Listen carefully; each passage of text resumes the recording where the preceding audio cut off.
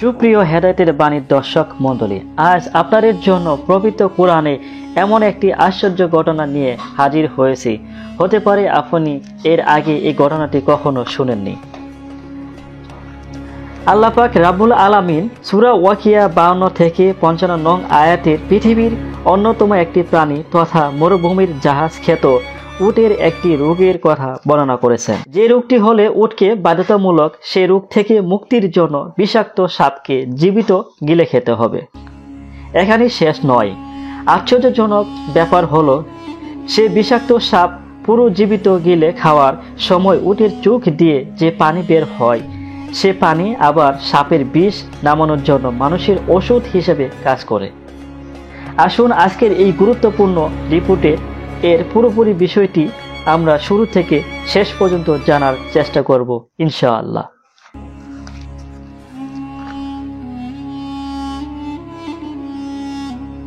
আল কোরআনে উট সাপ কেন খায় এ বিষয়ে কোরআন ও বিজ্ঞানের আলোকে অত্যন্ত চমৎকার কিছু তথ্য আপনাদের সাথে শেয়ার করব। প্রিয় দর্শক মণ্ডলী, হুজুর সাল্লাল্লাহু আলাইহি ওয়াসাল্লাম শুধু মানব জাতির হক সমূহের বয়ান করেননি, বরং পশু পাখির হক সমূহ বয়ান করেছেন।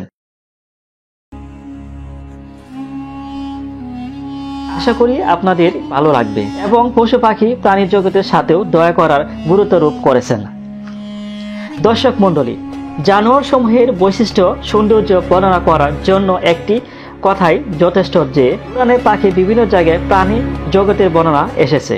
শুধু তাই নয়, কোরআনের পাখি কয়েকটি সূরার নামও রাখা হয়েছে পশু পাখির নামে, যেমন সূরা বাকারা অর্থাৎ গাভী গরু, সূরা ফিল অর্থাৎ হাতি নামে সূরা কোরআনে পাখি রয়েছে। তেমনি ভাবে সূরা ইউসুফে উটের আলোচনা রয়েছে। দর্শক মণ্ডলী, উট এমন এক প্রাণী যেটির বৈশিষ্ট্য অন্যান্য প্রাণী থেকে একেবারে ভিন্ন ও অদ্ভুত। পবিত্র কোরআনে উটের একটি রোগের আলোচনা এসেছে, যে রোগ হলে উট একদম খাওয়া দাওয়া ছেড়ে দেয়। মৃত্যুর আগ পর্যন্ত উট শুধু সূর্যের দিকে তাকিয়ে থাকে। আশ্চর্যের বিষয়, এই অদ্ভুত বিচিত্র ও রহস্যময় এই রোগটি নিয়ে বিশেষজ্ঞগণ উটের ব্যাপারে গবেষণা করে এবং তথ্য উপাত্ত উৎস বা কোনো ব্যাখ্যা তারা আবিষ্কার করতে পারেনি। এই রোগের নাম হলো হায়াম। বিজ্ঞান বলেন হায়াম মানে হলো সাপকে জীবিত গিলে ফেলা। অনেকেই আবার এই বিষয়ে না জেনেই উটের ওপর নানা ধরনের জুলুম অত্যাচার শুরু করে। কিন্তু দর্শক মণ্ডলী, আল্লাহ তাআলা উটের হায়াম নামক এই রোগের শেফা রেখেছেন। জীবিত সাপকে গিলে ফেলার মাধ্যমে তাও হতে হবে কিং কুবরা অথবা ভয়ঙ্কর পাইথনের মতো বিষাক্ত সাপ। এই চিকিৎসা দেওয়ার সময় উটের চোখ থেকে যে পানি বের হয় তাও চিকিৎসার জন্য খুবই উপকারী পানি।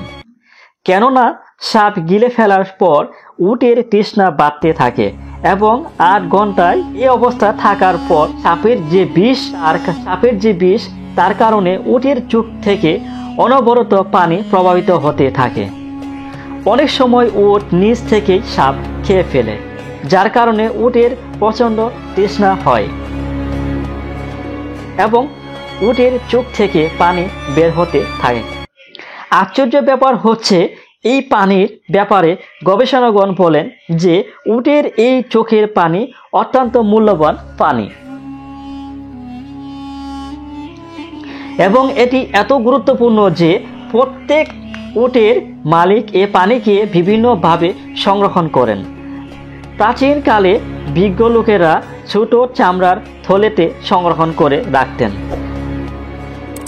কেননা এ পানি অন্য পানি থেকে সম্পূর্ণ আলাদা। এ চোখের পানিকে তিরায়ক বলা হয়, আর তিরায়ক এমন এক ওষুধ যা কোনো প্রাণীর বিষকে নষ্ট করার জন্য তৈরি করা হয়, আর এটি মানুষের জন্য সবচেয়ে গুরুত্বপূর্ণ। যেমন ধরুন, এই উটের চোখের পানি আবার আপনার জন্য উপশম হিসেবে কাজ করবে। কখনো যদি আপনাকে সাপ বা ভয়ঙ্কর বিচ্ছু বিষাক্ত কোনো কিছু সবল দিয়ে থাকে, তাহলে সেই বিষ ক্রিয়া ধ্বংস করার জন্য সেই উটের চোখের পানি সেবন করতে হবে। সুপ্রিয় দর্শক মণ্ডলী, উটের পিপাসার এই রোগটিকে কোরআনে মাজিদে জাহান্নামীদের শাস্তির সাথে তুলনা করে বয়ান করা হয়েছে, যার অর্থ কিছুটা এমন। অতঃপর তার উপর গরম পানি টকবক করতে থাকবে, আর পানকারী পিপাসায় উটের মতো সে পানি পান করবে।